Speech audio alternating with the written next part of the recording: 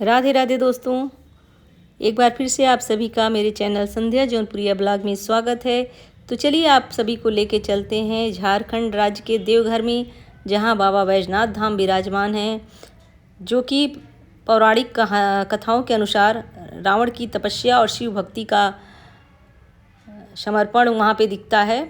तो इसकी कहानी तो आप लोगों को पता ही होगा, लेकिन कुछ जो विशेष रहस्य हैं वो भी आपको यहाँ जानने को मिलेंगे। और किस तरह से आप वहाँ भोले बाबा के दरबार में जाके आसानी से किस समय जाएं कि आपको दर्शन हो सके, और कैसे जा सकते हैं, किस माध्यम से जा सकते हैं, कहाँ रुक सकते हैं, कम खर्चे में दर्शन कर सकते हैं, ये सारी जानकारी आपको इस वीडियो में जानने को मिलेगी। तो चलिए बात करते हैं कि, और इससे पहले अगर आप सभी मेरे चैनल पे नए हैं और चैनल को सब्सक्राइब नहीं किया हो तो चैनल को सब्सक्राइब कर लें, बेल आइकन को प्रेस कर दें ताकि मेरी इस धार्मिक यात्रा से आप भी जुड़ सकें। और कमेंट में हर हर महादेव या बाबा बैजनाथ धाम की जय लिखना बिल्कुल ना भूलें। तो चलिए बात करते हैं कि इस देवघर के जो बाबा हैं आत्मिक भोलेनाथ, उनका नाम बैजनाथ धाम क्यों पड़ा।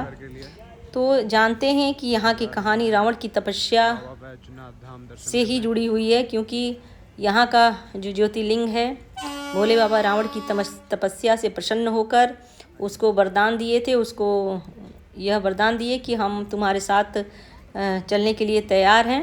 तो उसके पीछे भी एक कहानी है कि अब अभिमानी रावण जो इतना कठोर तपस्या किया, भोले बाबा प्रसन्न नहीं हो रहे थे, क्योंकि उसको इतना अभिमान था कि मैं अगर भोलेनाथ को प्रसन्न कर लिया तो ये तीनों लोक पे मैं राज्य करूँगा।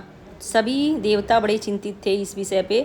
तब सभी ने अपना प्रस्ताव लेके भोलेनाथ के पास गए। तो भोलेनाथ कहे अब उसकी तपस्या के आगे तो मुझे झुकना ही पड़ेगा। वह इतना कठोर तपस्या कर रहा है कि अगर मैं प्रसन्न न हुआ, मैं उसको दर्शन न दिया, तो यह मेरी भक्ति का अपमान होगा।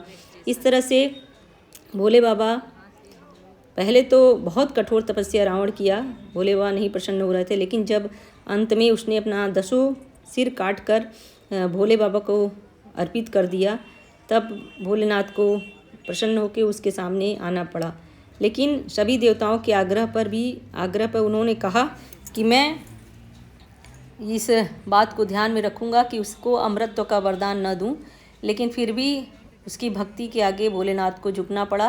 लेकिन सभी देवताओं के आग्रह पर भोलेनाथ ने भी एक चाल चली, एक योजना बनाई कि मैं भोलेनाथ रावण से बोले कि मैं तुम्हारी तपस्या से बहुत प्रसन्न हूँ, लेकिन मैं तुम्हारे साथ चलने के लिए तो तैयार हूँ, लेकिन तुम्हें जो है मेरी एक शर्त माननी होगी। तब रावण कहा ठीक है, मुझे आपकी सारी शर्तें मंजूर हैं महादेव। तब भोलेनाथ ने रावण से कहा कि मैं आपके साथ चलूँगा तो लंका, लेकिन आप अगर कहीं पे मुझे धरा से टच करा दिए, अगर धरा पे रख दिए तुमने, तो मैं वहीं का होके रह जाऊंगा, फिर मुझे तुम वहाँ से उठा नहीं सकती, क्योंकि आत्मलिंग है, अगर धरती से स्पर्श हो गया तो वहीं वह स्थापित हो जाएगा। रावण ने कहा ठीक है प्रभु, मैं आपको कहीं भी नहीं रखूंगा, मैं सीधे लेके अपने लंका चलूँगा। तब विष्णु भगवान एक चरवाहे का रूप धारण करके, और जहाँ पे रास्ते से ये लेके रावण जा रहे थे, वहीं रास्ते में अपनी गैया चरा रहे थे। उसी समय उनकी माया से रावण को तेज लघुशंका लगी और वह सोचने लगा अब मैं क्या करूं, अब मैं इस आत्मलिंग को कैसे ज़मीन पे रखूं, अगर रख दूंगा तो यहीं के हो जाएंगे भोलेनाथ। तभी रावण की नज़र विष्णु भगवान जो कि चरवाहे के रूप में बैजू नामक चरवाहा बन के वहीं अपनी गैया चरा रहे थे उनके ऊपर पड़ी, और उन्होंने आग्रह किया रावण ने कि ये चरवाहे, और वो विष्णु भगवान की माया को जान नहीं रहा था। तो उसने कहा आप कुछ देर मेरे इस शिवलिंग को पकड़ लीजिए, मैं लघुशंका होके आता हूँ। तो विष्णु भगवान ने कहा ठीक है आप जाओ, लेकिन जल्दी आना, क्योंकि मुझे अपनी गैया लेके घर की तरफ जाना है। तो रावण बोला कि ठीक है, मैं तुरंत जा रहा हूँ, तुरंत आऊँगा, आप बस कुछ देर पकड़े रहिए। वहाँ पे तो माया विष्णु भगवान की ही थी। जब रावण गया तो वो उसका ये वही शिव गंगा हैं। जब रावण शुद्धि के लिए, जब वह लघुशंका के बाद उसको शुद्धि करना था, तो अपने मुक्के के प्रहार से पाताल गंगा को धरती पे लाए और शुद्धि की। यही वो शिव गंगा हैं। चरवाहे थे विष्णु भगवान, जब बहुत देर तक इंतज़ार किए और थक गए तब क्या किए कि उन्होंने ज़मीन पर वहीं पे रख दिया, और रख के जैसे ही जाने लगे तभी रावण उधर, लवशंका उनकी पूरी हो गई। वो आए तो देख रहे हैं कि यह तो ज़मीन पे शिवलिंग पड़ा है। अब तो इतना कोशिश कि अब कैसे उठाएं, अब बहुत कोशिश करके फिर बहुत रावण क्रोधित हुआ और क्या किया कि एक तरफ बहुत तेज़ से ही भोलेनाथ को दबा दिया। कहा कि यह आप ही लोगों की मिली जुली भगत है। उस भाई रावण भी बहुत ज्योतिष विद्या का ज्ञानी, बहुत ही ज्ञानी ब्राह्मण था, तो उसे सब कुछ पता लग गया। तो उसने आत्मलिंग को थोड़ा सा दबा के वहीं पे फिर वहाँ से गुस्से में निकल गया। तो इस तरह से भोलेनाथ जो हैं वहाँ पे स्थापित हो गए, और उनका कई नाम है, बाबा वैद्यनाथ धाम और देवघर, क्योंकि साक्षात आत्मलिंग भोलेनाथ वहाँ विराजमान हैं। और बैजनाथ धाम इसलिए भी पड़ा कि जो चरवाहे विष्णु भगवान चरवाहे के रूप में बन के आए थे, उस चरवाहे का नाम था बैजू, इसलिए उनके हाथों से यहाँ स्थापित हुए, इस वजह से बैजनाथ धाम भी कहते हैं। और एक वैद्यनाथ धाम भी यहाँ पे भोले बाबा का नाम है। तो बताया जाता है कि पौराणिक कथाओं के अनुसार ही सभी रोगों और कष्टों के दूर करने के लिए यह बाबा जाने जाते हैं, तो इसलिए इनको वैद्यनाथ भी कहते हैं। और ये वैद्यनाथ धाम जो है मनोकामना लिंग भी कहा जाता है इनको। ऐसा कहा जाता है कि जिनकी कहीं मनोकामनाएं नहीं पूर्ण होती है, जो सच्चे मन से, सच्चे हृदय से बाबा के दरबार में अपनी मनोकामना लेके जाता है, तो वैजनाथ धाम में उनकी मनोकामनाएं भी पूर्ण होती हैं। तो इस तरह से महादेव की जो ये यहाँ की कहानी है, साक्षात शिव भक्ति की है, भक्तों की तपस्या से है। कौन कितनी श्रद्धा और कितनी भक्ति से जाता है वो तो उसका मन जाने। और ये कहानी यहाँ पे ये भी जुड़ी हुई है कि माता पार्वती का जो मंदिर है 51 शक्तिपीठों में से एक है। माता पार्वती साक्षात यहाँ भोलेनाथ के साथ विराजमान हैं। और दुनिया में सबसे बड़ा मेला जो है कांवर यात्रा, श्रावण मास में लाखों कांवरियाँ सुल्तानगंज से गंगा जल लेकर पैदल पदयात्रा करते और वैजनाथ धाम में शिव का अभिषेक करने आते हैं। पूरा यह जो यहाँ का सुल्तानगंज से लेके देवघर तक उस समय पूरे सावन भर बम बम भोले, बम बम भोले, बोल बम का नारा ही गूंजता रहता है। तो यह कांवर यात्रा जो है, विश्व प्रसिद्ध कांवर यात्रा देवघर में ही है। वैसे तो श्रावण मास में महादेव को जल अर्पित करने हर जगह से लोग जाते हैं गंगा जल लेके, लेकिन जो विश्व प्रसिद्ध कांवड़ यात्रा है वह बाबा बैजनाथ धाम देवघर का ही है। तो चलिए, आप लोगों को भी कभी समय मिले तो आप लोग भी बाबा के दरबार में यहाँ पे मनोकामना लिंग और माँ शक्ति का जो पार्वती माता का जो मंदिर है, क्योंकि यहाँ पे माता का हृदय गिरा हुआ है, तो जो 51 शक्तिपीठ में यह शक्तिपीठ है, इसे हृदय पीठ भी कहा जाता है। माता का साक्षात हृदय यहाँ भोलेनाथ के साथ विराजमान है। तो आप जब भी जाएं तो बाबा बैजनाथ धाम का दर्शन करें, उनके यहाँ हाजिरी लगा के आपकी जो भी मनोकामना है भोले बाबा से कहें। भोले बाबा अवश्य मनोकामनाएं आपकी पूर्ण करेंगे। हम लोग तो गए तो बहुत ही भीड़ था, लेकिन महादेव की ऐसी कृपा हुई कि हम लोगों को बहुत देर तक लाइन में नहीं लगना पड़ा और बहुत अच्छे तरीके से महादेव का जलाभिषेक हुआ।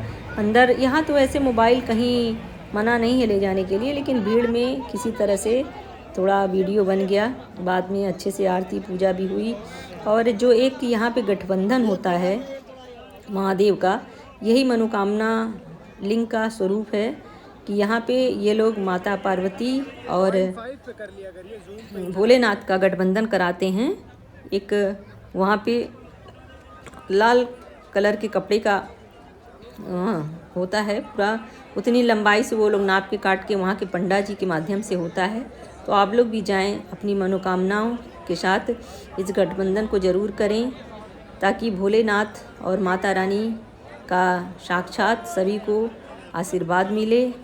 और हम लोग तो जितनी बार गए हैं भोलेनाथ माता पार्वती का ये गठबंधन ज़रूर कराते हैं, क्योंकि इसकी बहुत मान्यता है यहाँ पे। तो जाएं तो ये ना सोचें कि यह पंडित जी लोग पैसे के लिए कर रहे हैं। ये वहाँ का मेन है, ये गठबंधन माता पार्वती और भोलेनाथ का एक सौभाग्य है हम पृथ्वीवासियों को कराने का। और किसी ज्योतिर्लिंग या दिव्य स्थान पे ऐसा सिस्टम नहीं है। यह बस यहाँ मनोकामना लिंग, आत्मलिंग महादेव और माता पार्वती दोनों लोग साक्षात विराजमान हैं, इसलिए यह यहाँ पे गठबंधन होता है। तो आप भी जब भी जाएँ तो यह गठबंधन अवश्य कराएं। आप सभी की मनोकामनाएं भोलेनाथ माता पार्वती अवश्य पूरा करेंगे। बहुत ही दिव्य दर्शन हुआ। तो चलिए एक बार फिर से भोलेनाथ और माता पार्वती का जयकारा लगाते हैं। बोलिए बाबा बैजनाथ धाम की जय, मैया आदिशक्ति माँ पार्वती की जय। और वीडियो अच्छा लगेगा तो वीडियो में कमेंट करना बिल्कुल ना भूलें। जय महादेव, जय माँ पार्वती।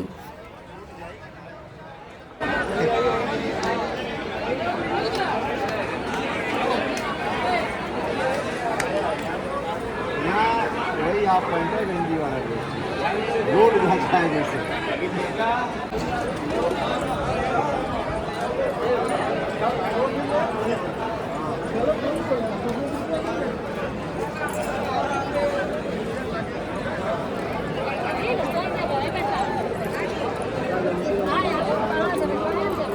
सब मिला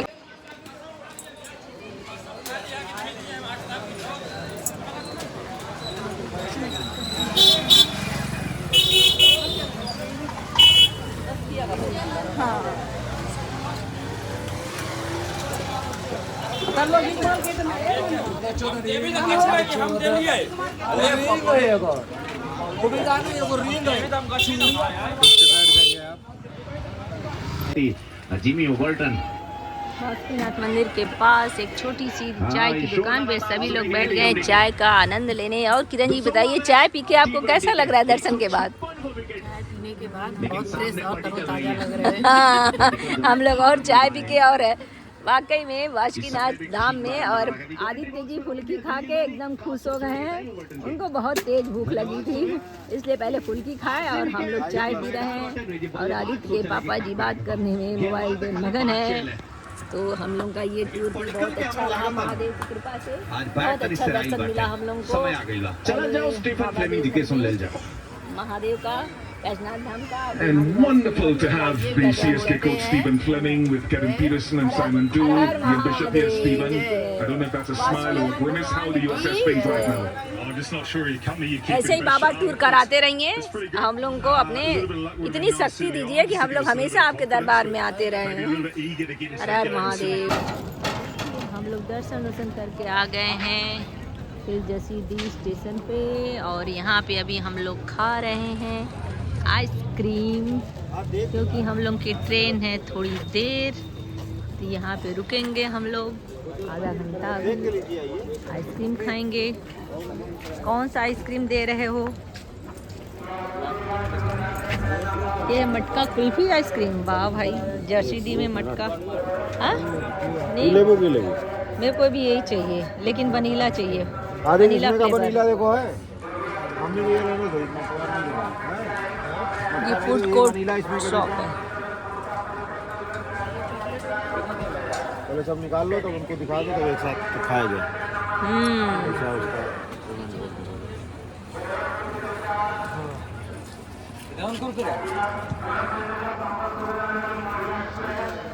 बिल्कुल स्टेशन के सामने फूड कोर्ट की शॉप है।